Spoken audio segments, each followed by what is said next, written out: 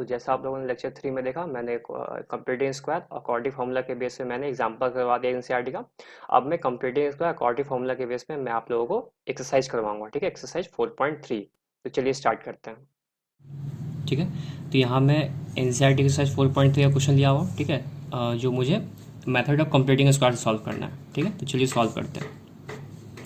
तो जैसे मैंने आप लोगों को बताया था कि अगर x का साइन अगर प्लस हुआ, ठीक है, तो मुझे a प्लस बी का होल स्क्वायर में सेट करना होता है। a प्लस बी का होल स्क्वायर क्या होता है? A square plus 2 square plus 2a, ठीक है, A square plus B square plus 2ab। और एक होता है फॉर्मूला a माइनस बी का whole square, A square plus B square minus 2ab।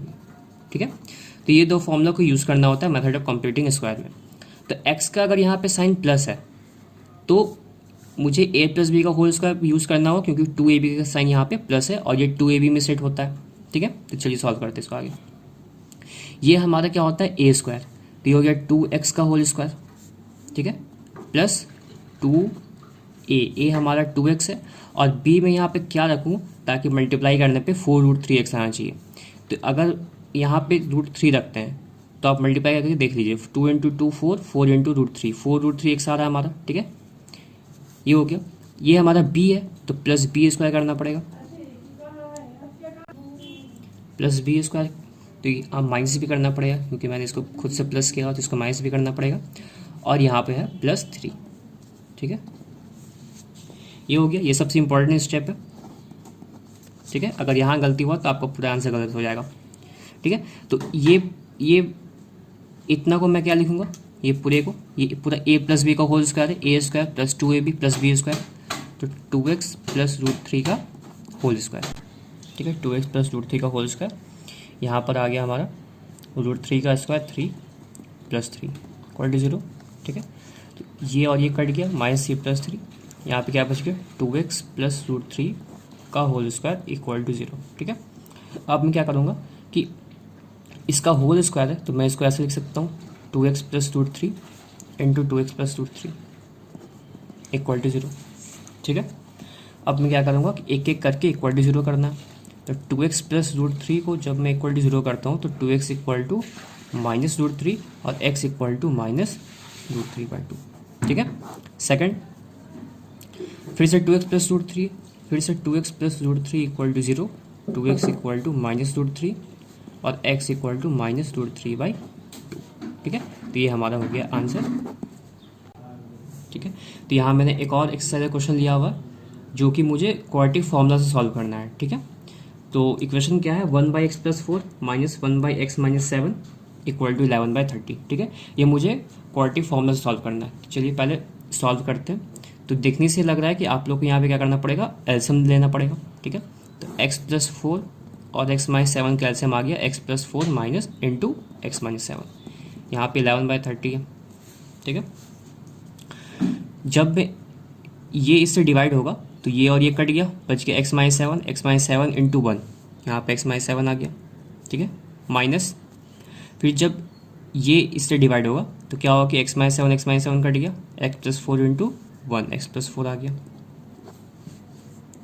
यहाँ पे x माइनस 7 माइनस अंदर मल्टीप्लाई होगा, यहाँ पे हो जाएगा माइनस x और माइनस इंटू प्लस, फिर से -4 divided by x plus 4, x minus 7 equal to 11/30। ठीक है, plus x minus x cut गया।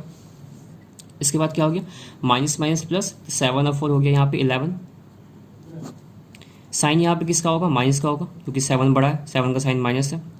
x plus 4 x minus 7 11/30। ठीक है, यहाँ पे आप लोग देख रहे होंगे कि जब भी बीच में इक्वल टू है तो हम लोग ऐसे ऐसे या फिर ऐसे ऐसे हम लोग काट सकते हैं। ठीक है, तो 11 से ये कट गया 1 बार में, ये भी 11 से कट गया 1 बार में। ठीक है, तो यहाँ पे क्या था, -1/x plus 4 x minus 7 equal to 1/30। अब मैं क्या करूँगा, क्रॉस मल्टीप्लिकेशन। ठीक है, तो -1 इंटू 30, -30 इक्वल टू 1 इंटू इतना, 1 into X plus 4 into x minus 7, तो -30 ये हो गया x प्लस 4 एक्स माइनस 7।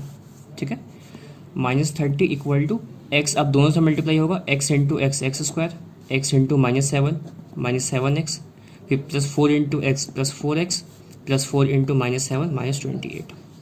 ठीक है, -30 equal to x square, minus plus minus 7 में से 4 चल जाएगा, 3 बचेगा।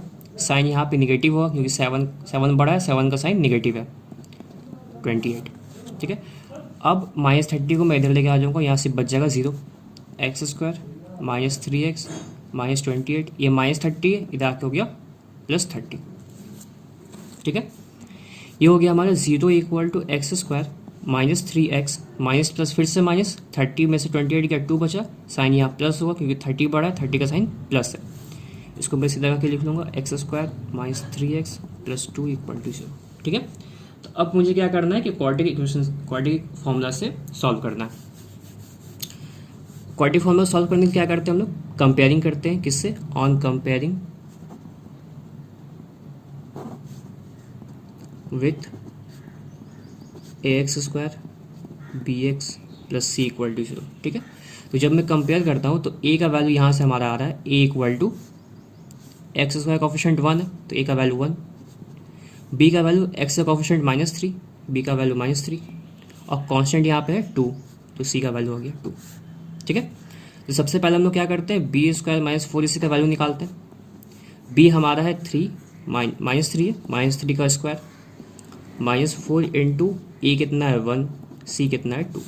ठीक है, तो -3 का स्क्वायर 9, और यहाँ हमारा हो गया 8, 4 इंटू 1 इंटू 2 8, ये हो गया 1 जो कि ग्रेटर देन 0 है, तो ग्रेटर देन 0 हो गया तो हम लोग क्वाड्रेटिक फार्मूला को अप्लाई अब हम कर सकते हैं। तो क्वाड्रेटिक फार्मूला क्या होता है, x equal to -b plus minus under root B square -4ac by 2a। ठीक है, तो माइनस यहाँ पे पहले से b -3 है। ठीक है, तो -3 हो गया b, plus minus under root B square -4ac का वैल्यू निकाल चुके हैं हम लोग 1 है, 2 इंटू ए का वैल्यू यहाँ पे देख रहे होंगे 1 है। ठीक है, तो 1 हो गया, तो यहाँ हो गया minus into minus plus, plus minus under root 1 का वैल्यू 1 डिवाइडेड बाई 2, ये हो गया x। यहाँ से दो कंडीशन बन रहा है, पहला condition x equal to 3 plus 1 by 2। ठीक है, तो x equal to 4 by 2 cut गया 2। Second condition x equal to 3 minus 1 by 2, x equal to 2 by 2 cut गया 1, तो x का वैल्यू 2, x का वैल्यू 1, ये हमारा निकल के आ गया रूट आंसर। तो यहाँ पे मैंने एक और एक्सरसाइज 4.3 का क्वेश्चन दिया हुआ जो कि लैंग्वेज प्रॉब्लम है। ठीक है, तो चलिए देखते हैं क्वेश्चन क्या बोल रहा है। 2 water taps together can fill a tank in 9 3/8 hour. ठीक है, देखिए दो टैप जो है वो मिल करके 9 3/8 आवर में एक टैंक को फिल कर रहा है। The tap of a larger diameter takes 10 hour less than the smaller one, मतलब कि जो बड़ा पाइप होगा जिसका डायमीटर बड़ा होगा वो स्मॉलर से 10 घंटा कम ले रहा है टैंक को भरने के लिए अकेले। ठीक है, to fill the tank separately, अकेला अकेला अगर ये दोनों पाइप भरता है कि लार्जर जो डायमीटर है ये 10 घंटा कम लेगा स्मॉलर से। Find the time in which each tap can separately fill the tank, मतलब कि अगर दोनों पाइप को अगर हम अलग अलग खोलते हैं तो टैंक को कितने देर में वो लोग अलग अलग भरेगा, लार्जर कितना देर में भर पाएगा और स्मॉलर कितना देर में भर पाएगा, ये निकालना है। ठीक है, तो चलिए निकालते हैं। तो क्वेश्चन में क्या बोल रहे हैं कि लार्जर डायमीटर जो है वो 10 घंटा कम ले रहा है स्मॉलर से, तो हम मान लेते हैं कि स्मॉलर का पहले कितना है, x ले रहा है वो टैंक को फिल करने में। Let the time taken by smaller pipe to full tank equal to x hour. ठीक है, मान लें कि x आवर में वो फिल कर रहा है, and the time taken by larger pipe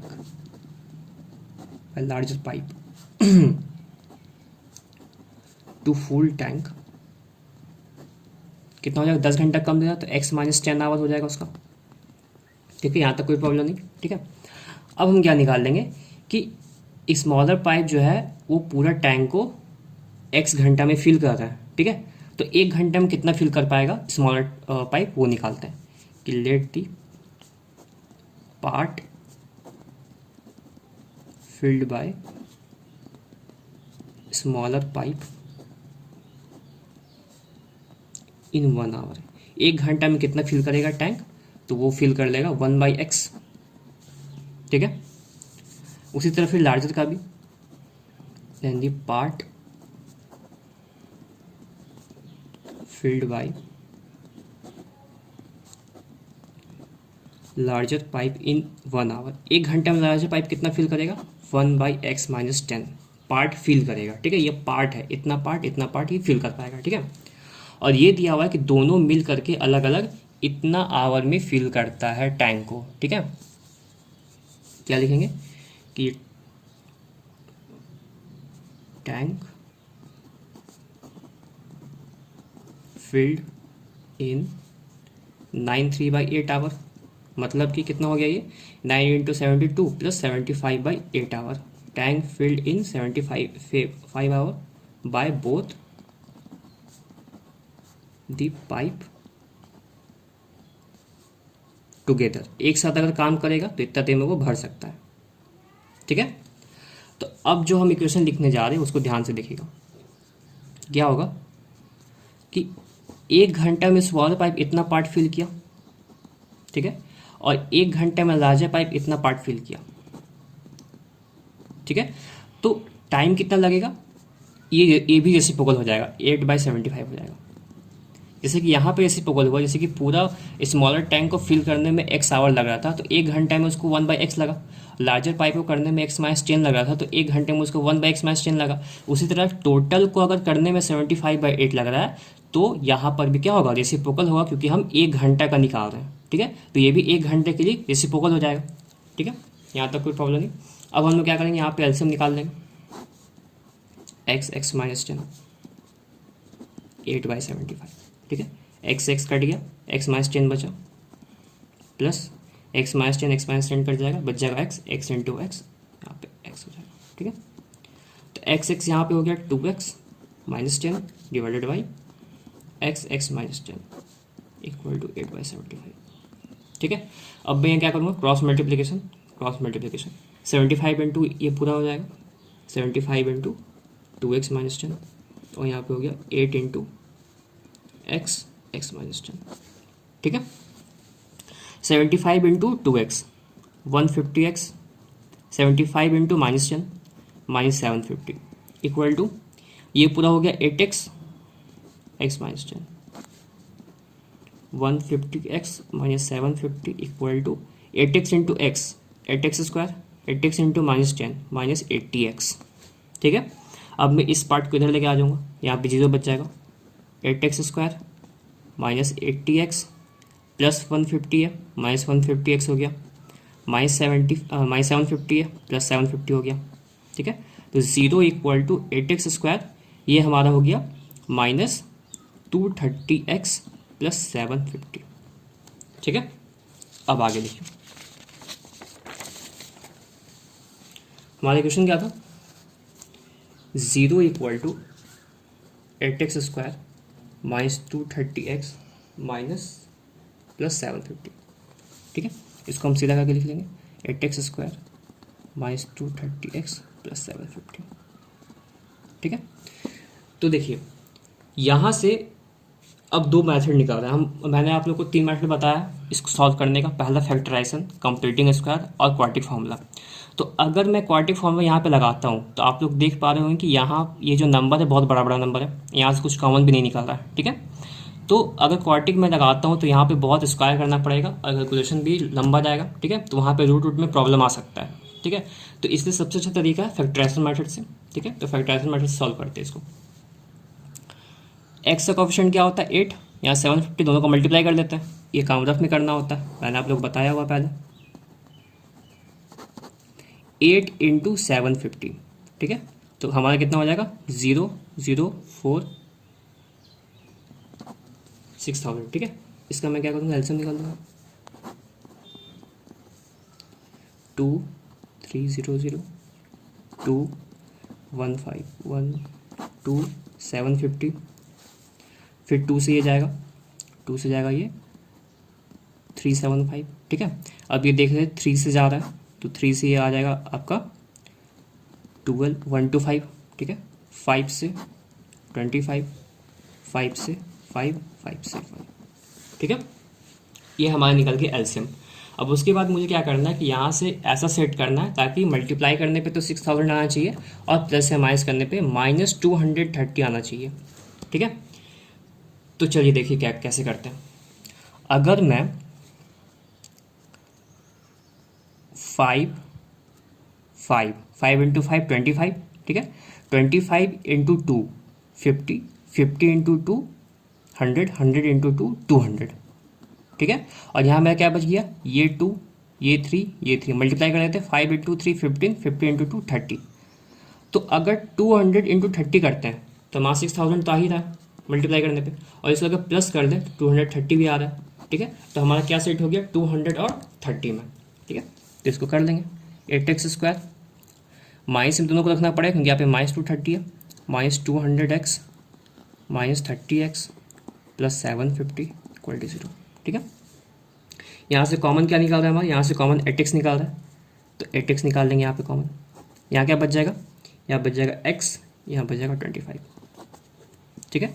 यहाँ से क्या कॉमन निकाल रहा है, यहाँ से निकाल रहा है हमारा -30 कॉमन। उसी तरह यहाँ से बच गया x -25 इक्वल टू 0। तो इस पूरे से कॉमन आ गया x -25, बच गया 8x -30 इक्वल टू 0, ठीक है। तो यहाँ पे मेरा ये हो गया। अब मैं क्या करूँगा, एक एक करके इक्वल टू 0 करूँगा, x -25 इक्वल टू 0, तो x इक्वल टू आ गया 25, ठीक है। तो x मैंने क्या लिया हुआ था, स्मॉलर वाले का, ठीक है, कि स्मॉलर पाइप जो है वो x आवर में फिल करता है। तो time taken by smaller pipe, smaller pipe कितना में फिल कर लिया 25 आवर में, ठीक है। Time taken bye larger pipe कितना हो गया, x -10 था उसका, तो 25 -10 इक्वल टू 15 आवर, ठीक है। ये हो गया फर्स्ट कंडीशन, पहला केस 1, ठीक है। सेकंड केस क्या है हमारा, जब मैं इसको इक्वल टू 0 करूँगा, ठीक है। तो केस सेकंड में क्या हो गया कि 8x -30 इक्वल टू 0, तो x इक्वल टू 30/8, ठीक है। तो टाइम टेकन बाय स्मॉलर कितना हो गया,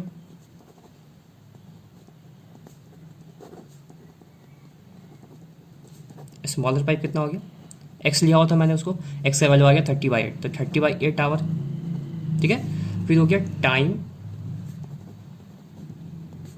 टेकन बाय लार्जर पाइप, कितना हो जाएगा x -10, तो मैं यहाँ पे पुट करूँगा x की जगह 30/8 -10। तो यहाँ पे जैसे मैं एलसीएम लेता हूँ तो यहाँ पे 8 हो गया, यहाँ पे 30 आएगा, यहाँ आ गया -80, तो यहाँ पे वैल्यू आ रहा है मेरा -50/8। तो टाइम कभी भी निगेटिव में नहीं हो सकता है, ठीक है। तो यहाँ लिखेंगे टाइम नेवर बी निगेटिव, ठीक है। तो ये जो मेरा वैल्यू है 30/8, इसको हम एलिमिनेट कर देंगे, इसको हम नहीं लेंगे, ठीक है।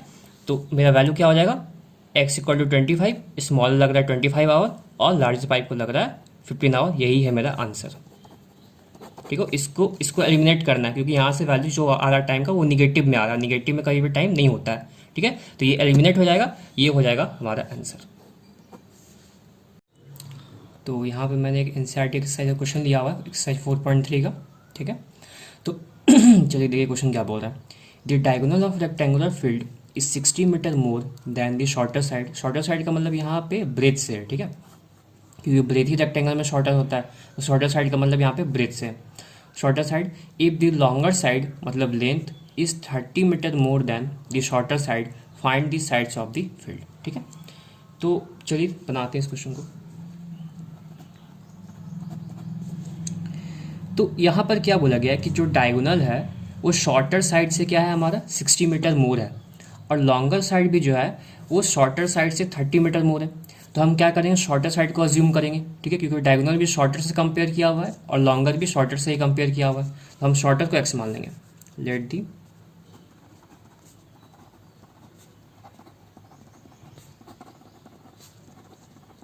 Shorter side of rectangular field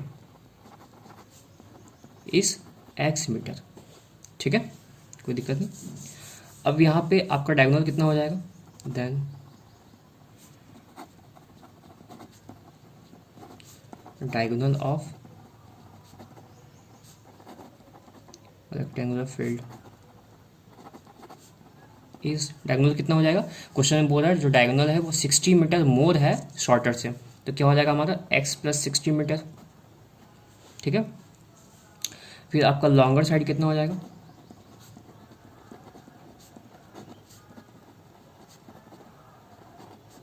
longer side of rectangular field, तो हमारा लॉन्गर साइड कितना हो जाएगा, जैसे कि क्वेश्चन में आप लोग देख पा रहे होंगे कि if the longer side is 30 metre more than shorter side, तो शॉर्टर हमारा x था तो लॉन्गर हो गया हमारा x प्लस 30 मीटर, ठीक है। अब क्या करेंगे हम लोग, नाउ एक फॉर्मूला होता है जो आप लोगों को पता होगा या नहीं भी पता होगा तो देख लीजिए क्या होता है, कि डायगोनल ऑफ रेक्टेंगल जो होता है, डायगोनल ऑफ रेक्टेंगल वो क्या होता है हमारा under root L square plus B square, ठीक है। तो ये फॉर्मूला लगा करके हम लोग इस क्वेश्चन को सॉल्व करेंगे, ठीक है। तो चलिए करते हैं। तो हमारा डायगोनल ऑफ रेक्टेंगल कितना है x equal to under root L हमारा कितना है, देखिए एक्स प्लस 30 है, ठीक है, सॉरी डायगोनल हमारा एक्स प्लस 60 है, ठीक है, diagonal of rectangular field x plus 60 है, तो एक्स प्लस 60 हो गया। और हमारा एल जो है वो एक्स प्लस 30 है, तो एक्स प्लस 30 का स्क्वायर, क्योंकि यहाँ पे एल स्क्वायर है, ठीक है, प्लस उसके बाद हमारा बी कितना है, बी हमारा है x shorter side breadth x square, ठीक है। तो अब चलिए क्या करते हैं, x plus 60 equal to under root यहाँ पे a square plus B square हो जाएगा, तो a square sorry a plus B का होल स्क्वायर हो जाएगा, तो a square plus B square plus 2ab, मतलब 2 into x into 30 plus x square, ठीक है, कोई प्रॉब्लम नहीं यहाँ पे। अच्छा, इस रूट को अगर मैं इधर लेके आता हूँ इक्वल टू के इस साइड, तो क्या ये स्क्वायर बन जाएगा, तो एक्स प्लस 60 पे स्क्वायर आ गया, ठीक है, ठीक है। तो अब मैं क्या करूँगा, यहाँ पे रूट है तो रूट को हटाना पड़ेगा, तो रूट को हटाने के लिए क्या मैं करूँगा, स्क्वायरिंग बोथ साइड्स, ठीक है। तो इससे करने से क्या हो गया कि x प्लस 60 पे तो स्क्वायर आ गया हमारा, और यहाँ से जो इस पर भी स्क्वायर आएगा, लेकिन ये रूट है तो रूट हट जाएगा, जैसे कि यहाँ पे हो गया, इसी एक्स स्क्वायर प्लस 30 का स्क्वायर 900 हो गया, और यहाँ पे हमारा हो गया देखिए 2 into x into 30 60x plus x square, और इस पर हो गया स्क्वायर, ठीक है। तो इससे क्या हो गया कि x प्लस 60 का whole square equal to root का स्क्वायर क्या होता है, रूट हट जाता है हमारा, जब रूट पे स्क्वायर आता है तो रूट हमारा हट जाता है, ठीक है। तो क्या हो गया हमारे यहाँ पे x square plus 900 plus 60x plus x square, ठीक है।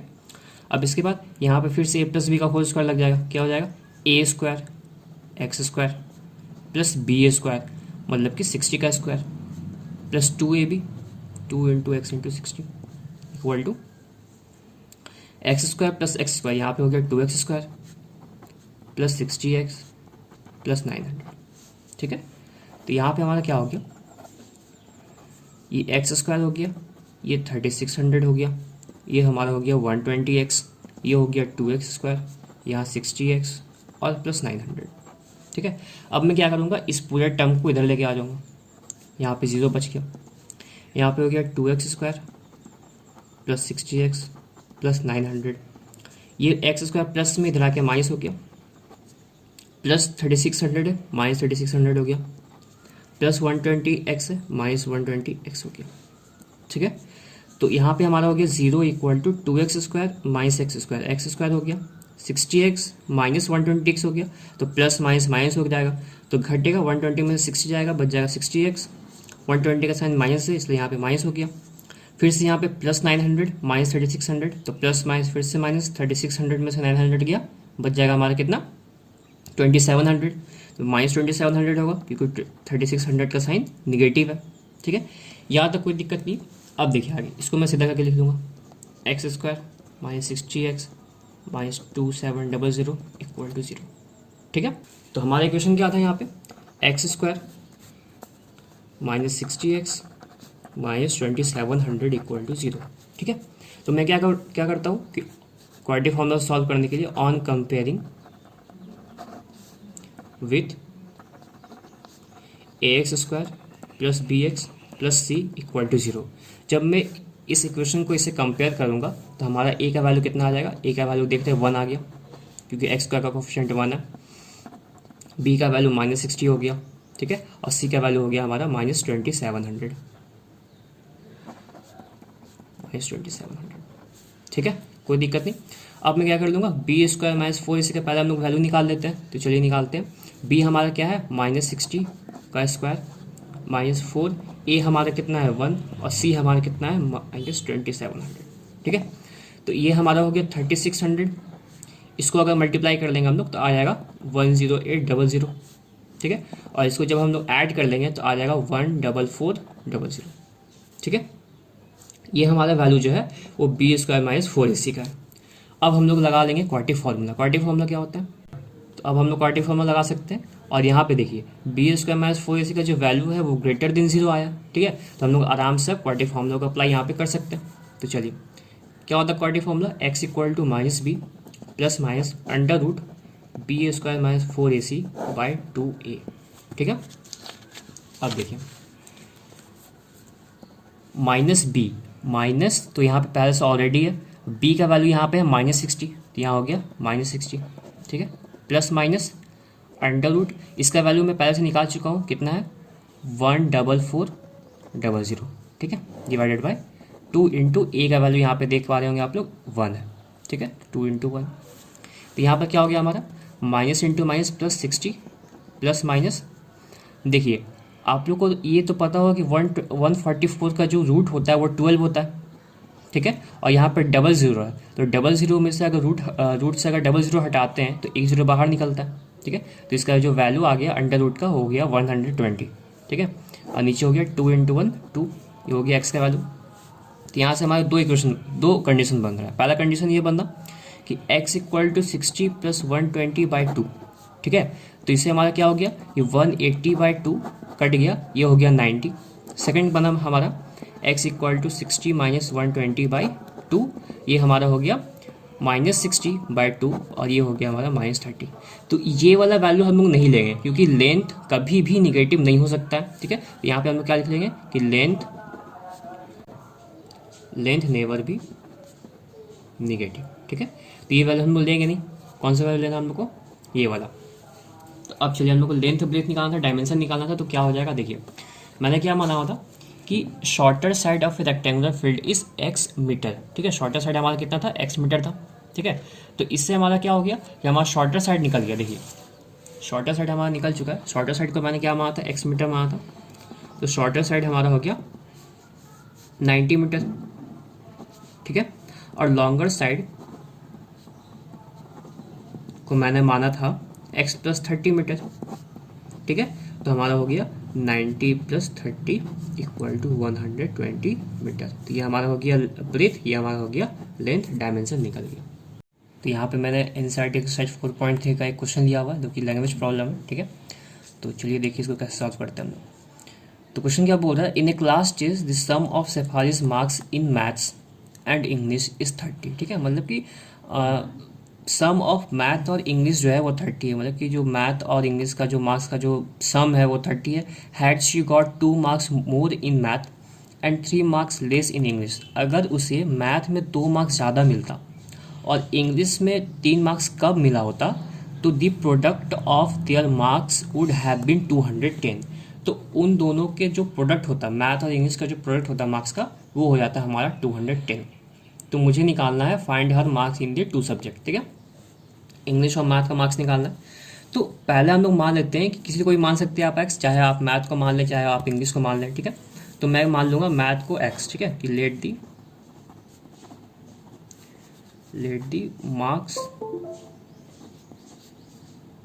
इन मैथ इज एक्स, ठीक है, then the marks in English she got कितना हो जाएगा, जब मेरा मैथ और इंग्लिश का सम 30 है तो मैथ में जब उसको x मिल रहा होगा तो इंग्लिश में कितना मिल रहा होगा, 30 माइनस x मिल रहा होगा उसको। ठीक है, अब आगे according to question, according to question क्या बोल रहा है कि अगर मैथ में 2 मार्क्स ज़्यादा मिला होता और इंग्लिश में 3 मार्क्स कम मिला होता, ठीक है, तो मैथ में after getting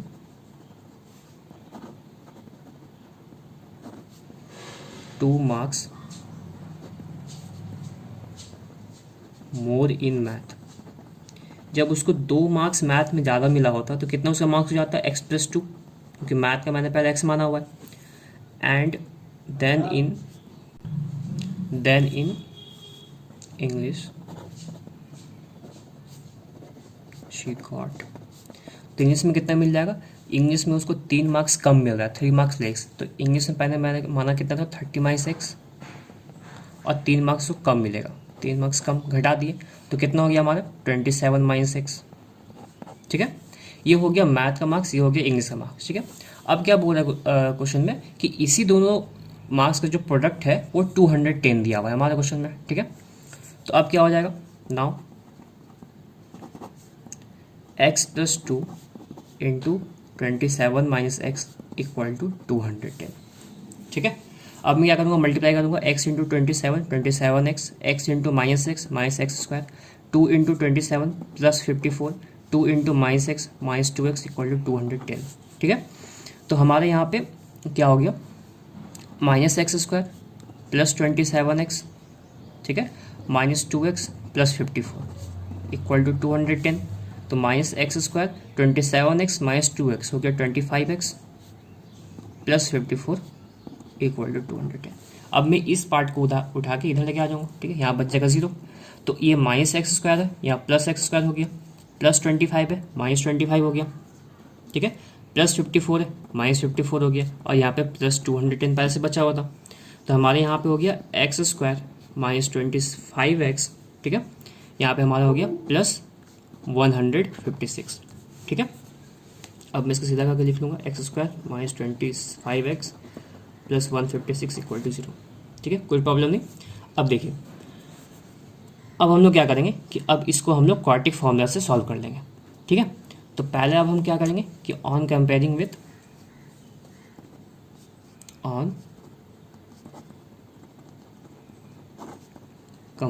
with ax square plus bx plus c equal to 0। जब मैं इस इक्वेशन कंपेयर कर लूँगा तो a का वैल्यू हमारा यहाँ पर आ रहा है 1, क्योंकि एक्स स्क्वायर कोफिशिएंट 1 है, b का वैल्यू हमारे यहाँ आ रहा है माइनस 25, और c का वैल्यू हमारा आ रहा है 156। ठीक है, कोई प्रॉब्लम नहीं। अब हम लोग यहाँ पे क्या कर लेंगे कि बी स्क्वायर माइनस 4ac का वैल्यू हम लोग यहाँ पे निकाल देंगे, बी स्क्वायर माइनस 4ac। ठीक है, इक्वल टू बी का वैल्यू हमारा है माइनस 25 का स्क्वायर माइनस 4 इंटू ए का वैल्यू 1, सी का वैल्यू 156। ठीक है, तो माइनस 25 का स्क्वायर हो जाता है 625। ठीक है, और इसको जब हम लोग मल्टीप्लाई कर देंगे तो हमारे यहाँ पे आ जाएगा 624। ठीक है, तो यहाँ पर आ गया हमारा 1 जो कि ग्रेटर देन 0 है। ठीक है, तो हम यहाँ पे आगे क्वाड्रेटिक फॉर्मूला का अप्लाई कर सकते हैं। ठीक है, तो बी स्क्वायर माइनस 4ac का वैल्यू हमारा आया था 1 जो कि ग्रेटर देन था 0। ठीक है, तो अब हम लोग क्या करेंगे, क्वाड्रेटिक फॉर्मूला का अप्लाई करेंगे, x equal to minus B plus minus under root B square minus 4ac by 2a। ठीक है, तो यहाँ पर अब हमारा b का वैल्यू कितना था, तो v का वैल्यू हमारा था वहाँ पे माइनस 125। ठीक है, ठीक है, तो b का वैल्यू वहाँ पे हमारा था 25, माइनस 25 था वहाँ पे, तो माइनस यहाँ पहले से, और v का वैल्यू था माइनस 25। ठीक है, प्लस माइनस अंडर रूट, अब मैं इसका वैल्यू नहीं निकालूंगा क्योंकि इसका वैल्यू यहाँ पे निकल चुका है 1, तो यहाँ पे 1 पुट कर दूंगा, डिवाइडेड बाय 2 इंटू ए का वैल्यू हमारा वहाँ पे कितना था 1 था। ठीक है, तो हमारे यहाँ पे हो गया minus into minus plus 25 plus minus under root 1 का वैल्यू होता है 1 डिवाइडेड बाई 2। यहाँ से 2 कंडीशन बन रहा है। पहला condition x equal to 25 plus 1/2 मतलब 26/2, और यहाँ से हमारा आ गया 13। सेकंड कंडीशन बन रहा है x equal to 25 minus 1/2, x equal to 24/2, और यहाँ से आ गया हमारा 12। ठीक है, तो जब यहाँ पे मेरा दो दो कंडीशन आ रहा है, पहला condition x equal to 13, second condition x equal to 12। तो जब मेरा वैल्यू x इक्वल टू 13 है, व्हेन x इक्वल टू 13, ठीक है, तो मैथ्स का मेरा वैल्यू कितना हो जाएगा, मैथ्स का मार्क्स कितना हो जाएगा, मार्क्स इन मैथ, क्योंकि मैथ को मैंने x माना था, ठीक है, x लेट किया था मार्क्स, मैथ के मार्क्स को, तो मार्क्स इन मैथ कितना हो जाएगा हमारा 13, ठीक है। मार्क्स इन इंग्लिश कितना हो जाएगा, मैंने लेट किया था 30 माइनस एक्स, ठीक है, तो हमारा हो गया 30 माइनस 13 इक्वल टू हो गया 17, ठीक है, कोई प्रॉब्लम नहीं। अब जब मेरा x का वैल्यू 12 है, देन x इक्वल टू 12, ठीक है, तो मार्क्स इन मैथ कितना हो जाएगा, 12 हो जाएगा, क्योंकि मैंने मार्क्स, मैथ के मार्क्स को x माना था। एंड मार्क्स इन इंग्लिश कितना हो जाएगा, 30 माइनस एक्स, मतलब 30 माइनस 12 जो कि हो गया 18, ठीक है। तो हमारे यहाँ से दो वैल्यू निकाल रहा है, पहला जब मार्क्स मैथ में 13 है तो इंग्लिश का मार्क्स 17 हो सकता है, और जब मैथ में मार्क्स 12 है तो इंग्लिश में मार्क्स 13 होगा। तो ये हमारा हो गया आंसर।